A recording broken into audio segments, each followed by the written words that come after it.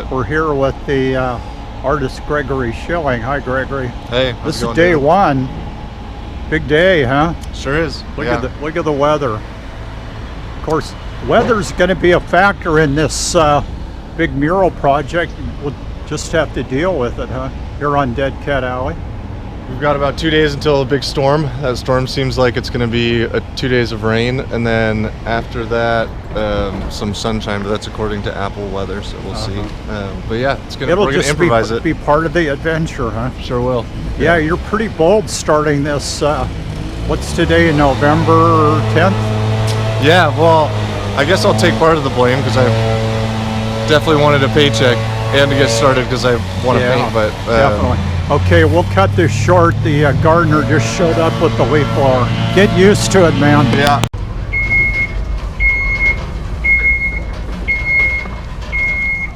Well, George, day one, November 10th. Yeah. George Turner, this wouldn't be happening without you. George is the owner of the former Porter Theater building, which you own and manage, so pretty exciting. Yeah, thrilling. Careful now. And here he comes. Okay, you got it operating. You got the basic instructions, huh? Sure do. All right. I just had the key in the wrong position. Talk briefly, and we'll film this as you go along. Talk briefly about your technique, your approach here. So, laying the base coat down after the primer, and then it'll come time to sketch in the broad shapes. So this mural is kind of designed a little bit in sections. The bottom portion of the mural, basically everything that I can reach by hand from the ground, is all a big string of purple people. And so that's all going to be, I'm going to get the outline of that region of color and then fill it all in with purple, and then we're going to kind of fill in the sky up at the top with blue, and then kind of plug in the different crowds of people and the buildings. Once all the color is blocked out, we'll go broad to specific, so then it'll be time to start doing all the outlines, and then after that all the minute details later. Now this is a highly skilled artist that does fine art painting. This is like, what'd you say, 1,800 square foot like composition painting. It's going to be fascinating because it's hard to get my head around how you can do all this and make the proportions look right from a distance. And you get a lot of detail from a distance. That's the main trick, is getting the proportions right from a distance. That's why you need to use supplemental techniques like grids or projectors, because it's really hard if, say, on the design, a little person is about this big, and then I'm painting it and their whole head takes up the entire space in front of me. It's really hard to get the proportions right when you're looking at something so large without stepping back constantly. And when I'm 20 feet up on that lift, it's pretty difficult to get down, go back over and over again. So you have to just kind of create a system and then trust that system. I'm usually a really improvised artist. I like to finesse everything, and so it's been I've had to force myself into systematizing. It's not really what comes naturally to me, but now that I've got all these techniques down, it actually is pretty easy. Okay, thanks, Gregory. To be continued. Yeah. Cheers. Says you can't do these community projects without support from local businesses, and Woodland people and businesses are very generous. Sunbelt Rentals here in Woodland has kindly donated the lift that Gregory will use for the next month or so, up and down. Yeah, Sunbelt has been incredible. I sound like I'm just doing a commercial for them, but honestly, they just came straight out and helped me out when I couldn't get this thing working. And then I realized that our power washer wasn't working and I needed a way to wash this whole wall. And so I gave them a call and said, hey, can I rent a power washer from you guys? And I was just offering to pay full price, obviously, a standard customer, and they recognized the project and said, wait, aren't we already donating a lift to you guys? We can just donate this power washer for a day as well. So it's like seriously just above and beyond, just like way more than you'd expect. So super grateful. Yeah. The other business sponsor that's key is, if we open up your tailgate here, Yeah. is Sherwin-Williams Oh, paints. the paints actually aren't in here anymore. They're in the. Okay, stored. They're in the But storage. Sherwin-Williams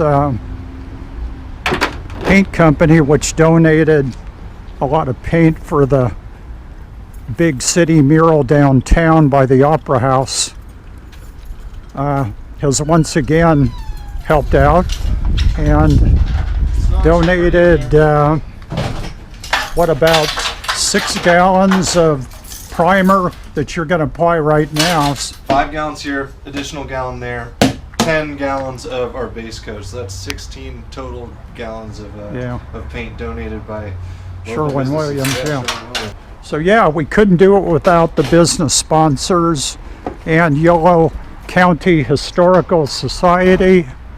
This being a historically themed mural of the Porter Theater.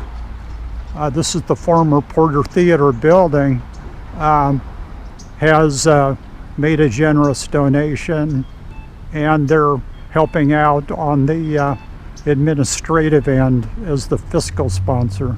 Then there's about a dozen other private sponsors, and the City of Woodland, extremely helpful with the permits, and also making a nice donation grant for the project. So it's a real community project, and we'll just follow Gregory's progress for the next month or so, and it'll be a really cool thing to follow. Yeah.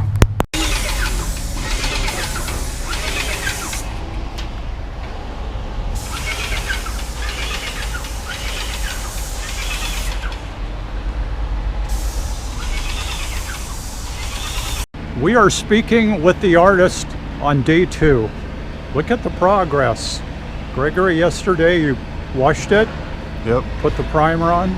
Yeah, first step was a power wash to get all the little cobwebs and the grime, especially next to a street like this. Even the exhaust causes like a film of particulate on the wall, and if you paint over that, you have a risk of worse adhesion with the wall. So we got primer on the wall, base coat. Probably over the course of the next This is a hour or base two. coat color that you picked out from Sherwin-Williams. Can you just briefly explain how the base coat color, copper, True penny. true Yeah, I think penny, it's- kind of relates to your composition? Well, you need a couple layers of paint down first for adhesion's sake. One of them might as well be color, because if I just paint the mural straight on top of white and any little bits or dots peek through, it's just going to be little white stars in the middle of the composition which stand out. But if the background is a color that is already part of the mural itself, if it peeks out here and there, it's going to give a little bit more of a warm glow rather than like an unfinished feel. So that's why I'm choosing a kind of bright color. You could go with gray or something a middle tone, but then if that peeks through on the final composition, then it's just going to make it look a little bit more dull, like Got it. 5% more. Okay.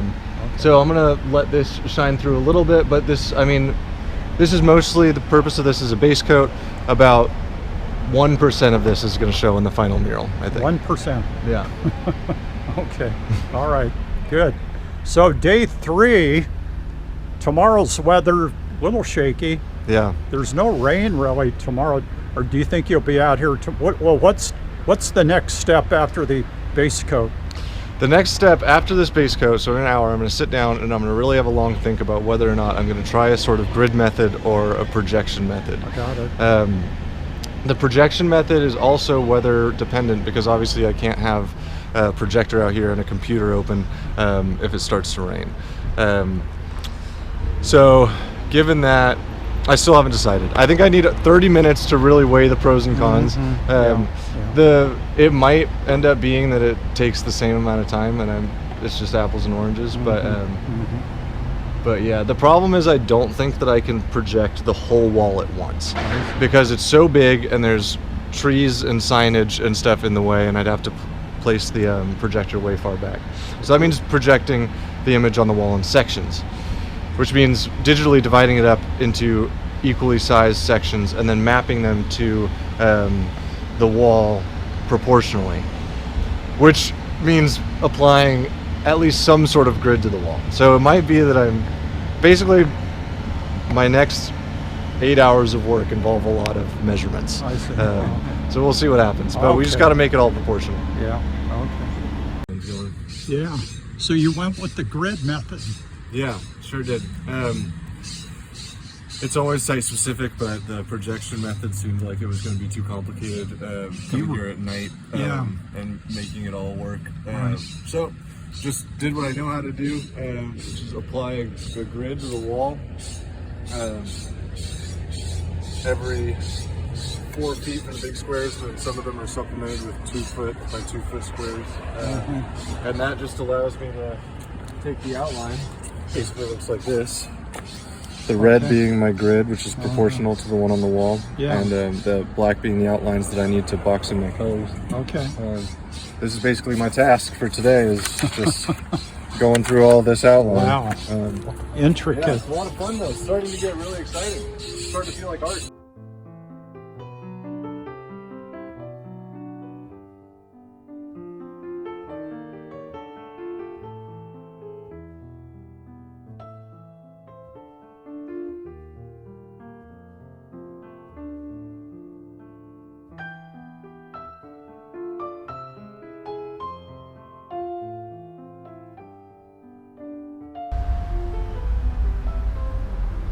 So Gregory's mural's really starting to have an impact here from the street and from the city parking lot.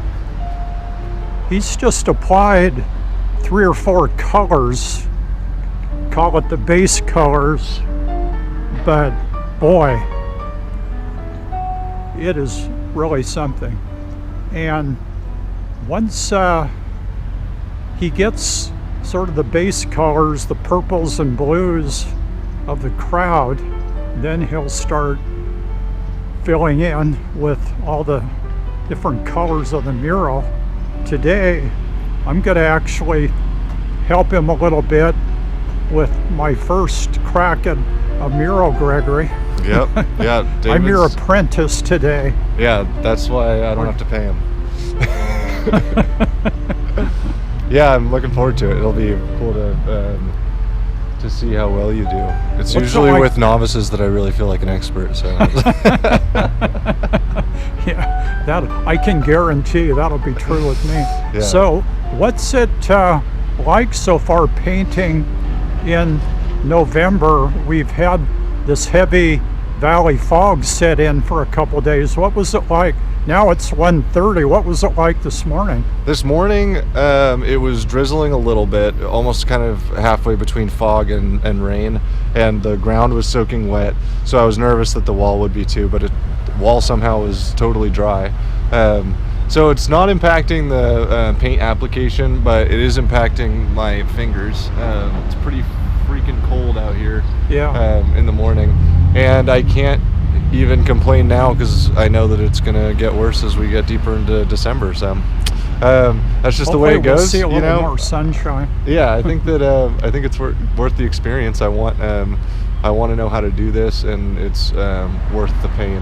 So what stage are you at? You're starting. I see you've applied the blue sky. Yep. All of this is just base coats. You go dark to light because I'm trying. I want to build up my lighter areas. Light colors come forward, dark colors get pushed back. So you kind of want to start with your dark layers so that when you apply lighter colors on top to add dimension and detail, it kind of pushes forward towards the viewer. I always like to have my my lights on top. So that's why it looks kind of dark right now, as we're starting with the darkest colors, and we'll let those shadows lie in the back as we start to build up layers of highlights. Right now, like I said, I'm just putting down these, filling in the colors. Essentially, filling everything in is the best first step because it allows you to see what's working and what's not. And as much as I am already working with a plan, there's always the variable of how this painting is going to look on a wall with atmospheric lighting versus how it looks on a MacBook screen that's backlit. So there's active color choices happening. Like right now I'm kind of looking at this and realizing that the people on the bottom are too cold. I'm going to need to kind of bring out the warmth in those folks. I'll probably paint over all the blue clothing with something warmer, and then as I come in with the highlights, warm it up that way. So we're just making decisions out here and figuring things out as we go. But once all the color is blocked in, that means it's time for details, and that's where everything really starts to shine. That's the fun part. So right now it's just labor. Okay. Let's get to work, man. Yeah, let's do it. You're mixing your own paint here. You just sort of add and subtract till you get the right color, huh? Yep, sure do. And right now in the design, Woody Guthrie is far off to the left, a little bit out of the warmer light, and so he's going to be kind of blue. Woody Guthrie, yeah. So we're aiming for a blue, but we don't want it to be too blue because then it'll just look like the same as the sky. So I'm just going to kind of build up red here until we get close enough to it. Man, it's a bright red. Isn't that amazing crimson? Yeah, these are I'm kind of using these as the base, and then the really pigmented colors are these high quality Nova Color pigments, which are very high quality mural paints. It's a special type of mural paint, huh? Yeah, exactly. Okay.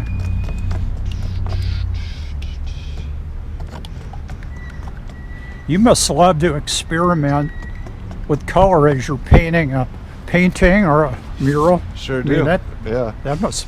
I mean, I do like the improvised nature of it. There are some people who will do a painting beforehand with all the exact colors that they want, and then they'll keep track of the proportions of colors that they use for each.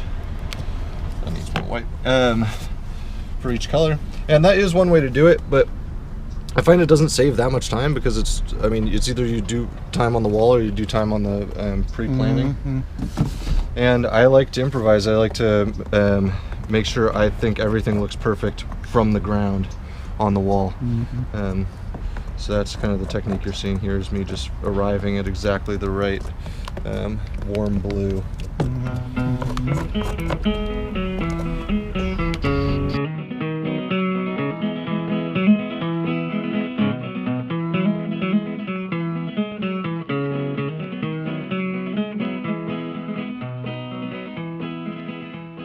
Lots of folks back east, they say, is leaving home every day, beating a hot old dusty way to the California line. Across the desert sands they roll, getting out of that old dust bowl. They think they're going to a sugar bowl, but here's what they find.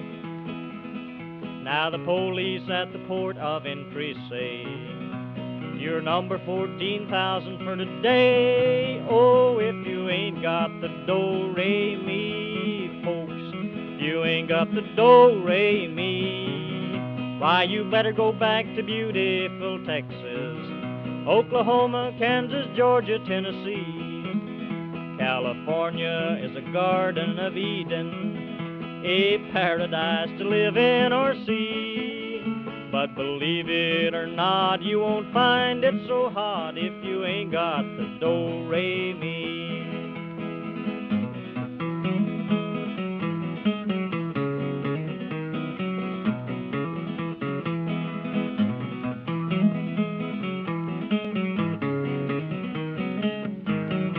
God, we're out here December 3rd.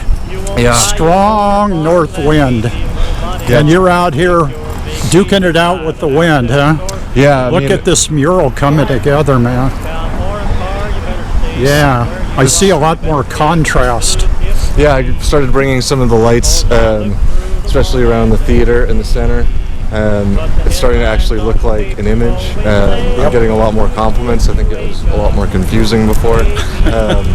But yeah, this we've been really lucky with the weather as far as rain goes, but this wind is it's something else.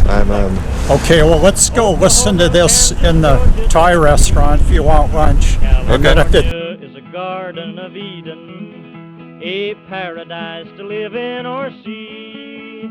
But believe it or not, you won't find it so hot if you ain't got the do-re-mi.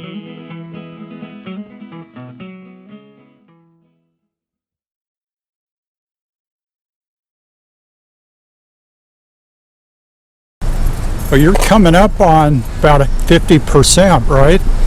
Yeah, I think we're about halfway there, and that honestly might be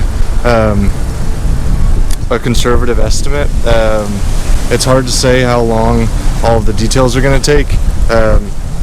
If I make no mistakes and don't have to redo anything, then I think we're probably about 12 to 15 days from completion, and this I think marks my 12th or 13th day out here. And I'm choosing to do everything traditional style with brush and latex paint. It would be, I think, faster if I used spray paint, but I can't be as exact with my colors. And I think that I really wanted to do a mural of this scale with just brush and roller. It means that I can use the skills that I've built up over years of oil painting and make it look like a traditional piece of art. And for the this design specifically, that's what I wanted to do. We're happy about that. Thank you. Yeah. So I see quite a few colors here, Gregory. Yeah. This phase is I guess I'm calling it just the color blocking phase. Start out with a loose outline to establish where all of my shapes are, where all the characters lie, where the buildings are, and ensure that it's all proportional. And then once that happens, I come in and apply the base colors to each region. So there's obviously some different color regions. The people in the front are all this purple color. That's because it's a nighttime or dusk scene. Exactly, yeah. And the purple is a complementary color to yellow, and so but they're both warm colors, so it allows it to really make the yellow pop without losing any of that warmth. So we can save the cold colors for the sky, which makes that all really pop off the wall as well. It sure does. That's a beautiful blue color. And then I'm reserving my greens for over on in that region, behind Woody Guthrie and in the tree. And you'll notice there's not a whole lot of reds, except for the underpainting a little bit, but this palette was a little bit limited. I wanted to stick to purples, warm yellows, and blue for the sky, and oranges. And so sometimes excluding a couple colors from your palette can make it seem a little more, well, it is more intentional, and you kind of end up with a more cohesive warmth coming off of the wall. All right. After this step, I'm going to start in with the details. So there's going to be a lot of dark line details over the faces to really make them pop and give them a lot of character. And then I'm going to add highlights on everything, which is going to make the whole painting glow, establish all my light sources, and give all of these people more dimension because they'll have light reflecting off the sides of their faces and off of their hair. So can't wait. Starting now, this thing's going to start coming to life. Okay. Well, it's already lively. Best is yet to come, huh? Sure is. Exciting. Yeah, I'm excited too. Today he has the cutout gloves on. He's got his, Anyway, you're battling through this chill. Did you feel that breeze? I gotta hand it to you. You actually felt a breeze up there. Yeah, it's a cold one. So I walk over here every couple days, and the progress that Gregory's making through this chill is really steady and thrilling. Yeah. These characters are coming to life now with your brush. Thanks. Yeah, the human face, expressions, light and shadow, that's where I live. if I have an expertise, I think it's there. Kind So- of comes from a cartooning background, but then a lot of observational drawing studies, of realism studies, and then they get kind of married in this expressive combination. You haven't worked with this many characters on this large of a canvas, so to speak. What are any challenges there? I mean, you step back and they just, their proportions are just perfect. Thank you. Yeah, I think that there's the challenge, I guess, is the labor load. It's a lot of people to address, but the advantage is that each one becomes a little bit less precious, and I find that my brushstrokes are kind of more about finesse and about being in the right mood and being relaxed. And if I try to make things too perfect, then I end up biting myself in the butt. And so when there's so many people, it allows me to be a little bit less precious about each individual one, which in a weird way allows me to relax and then just really get into a groove of feeling out every single person. I find myself making the expression that they have on their face while I'm painting. I'm kind of trying to like feel what it would be like to be inside that face and that body. So it's a lot of work. Yeah, a lot of work. Has it required any repainting, much repainting, or do you pretty much get it at the first pass over? Man, that would be awesome if that happened every time. But yeah, lots of repainting. There's been a lot of improv with this wall because it's a north-facing wall, which means that it's always backlit, at least until summer comes. Then it will get a little bit of sunshine.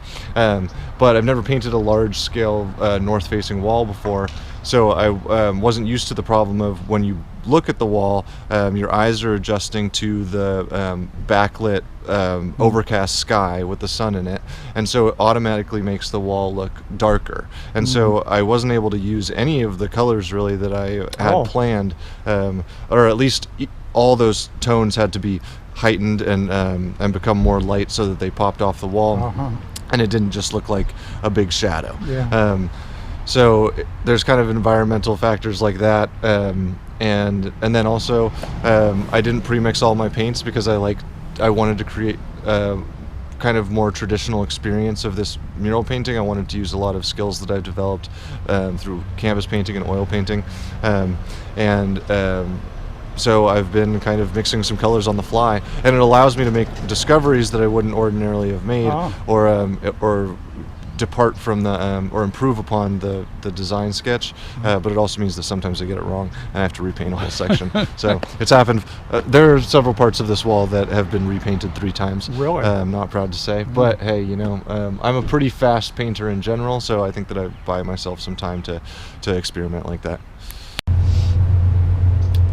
Gregory's very open. I love it about the challenges here. Plus, you're the kind of artist that putting your heart and soul into this composition. I know you want it to be right to meet your specifications, but you were just telling me that this green area behind Woody Guthrie is driving you a little nuts, huh? Yeah, I guess we ought to get closer, but I decided that there needed to be a little bit of warmth there, or highlights from the street light that's above it. And so I added that color, the highlights within the kind of the teal of the tree, to try to warm it up a little bit and make it seem like that light was falling on it. Yeah. But it ended up being the same kind of darkness as the tree itself, and then just ended up serving to add some ugly green to the... but sometimes you don't know until you get down here and the paint dries, and it darkens a little bit as it dries. And then you look at it and you say, that looks like crap. You got it where you want it, or you still thinking? Oh, I'm going to go over that. I will not leave that as it is. Okay. That's an example of the parts that need to be painted back over.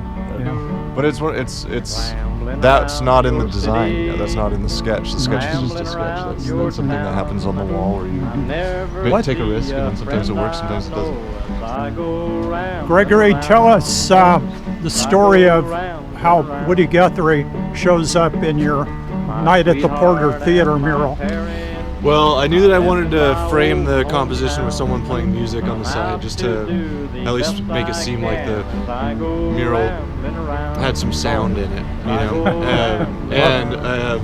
I'd been thinking about Woody Guthrie because I'd seen this photograph of his old guitar, and he had painted across the front of the guitar, "This machine kills fascists." What a classic photo. Yeah, and I listened to his music because of that, and then realized that I recognized it and liked it, and I respect the working man's country artist. I really like that era of country where they were union supporters and against big government, and they could say something like "I'm an anti-fascist" without a bunch of people getting mad at them. And so here's Woody Guthrie singing to remind us all fight the power, you know. Yeah, he was quite a character, very, very prolific, big influence on Bob Dylan. A lot of his friends got blacklisted for being alleged communists during the McCarthy era. Yeah, So, time is symmetrical, man. History is symmetrical. I wish I could settle down. okay, until next time, Gregory. Thank you, David. Yeah, looking good, man. Talk to you soon. Okay. I go rambling around. My mother prayed that I would be a man. What's it feel like to be celebrating the mural, having a bunch of people here? Well, the nice thing right now is that we've got these high school students who are in a mariachi band being the center of attention, so I don't have to do it. So honestly, I feel great. I can just pretend like I'm at a little concert. But yeah, there's a lot of friends here, a lot of worlds colliding, kind of. You don't have to say anything. You just have to be here and smile and have a good time. I do feel like I owe it to myself to say something, so I will. But, All right. But Okay. in a bit. All right. Later. Okay. This is fun. Hold on, I'm just saying.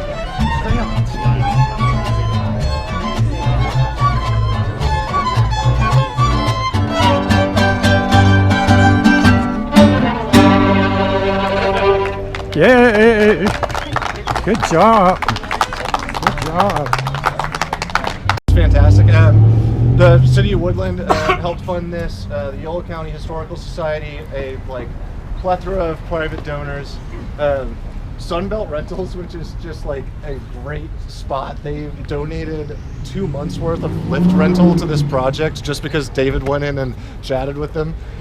This guy's got some charisma up his sleeve or something. He would go in, he went into Sherwin-Williams and came out and they were like, yeah, we'll give you all the paint and primer you need to put a base coat on this wall for their name, for just, I don't know, just to be part of the community, I guess, which is, there's more examples of why Woodland seems like such an awesome place.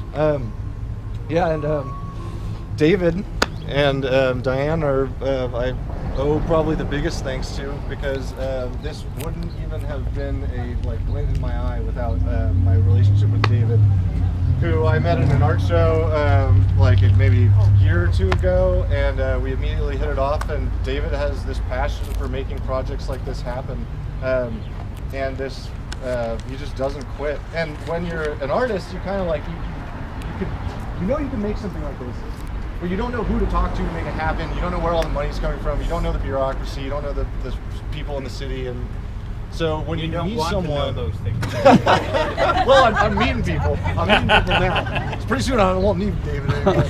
But this guy has all the connections, and he has this never quit attitude, and is just banging down the door for funding and made this thing happen. And so I owe really all of it to David. So thank you so much.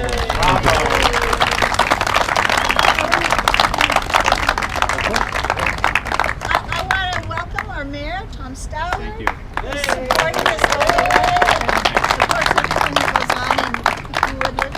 And I want to thank all of you for coming out tonight. And if you notice on the mural up there, it says "Gone with the Wind." When you go in for refreshments, you're going to exact theater, because this was a theater with that marquee, and you'll see what it really looked like. And that's where he got his motivation to bring it alive out here for everybody to see it. And,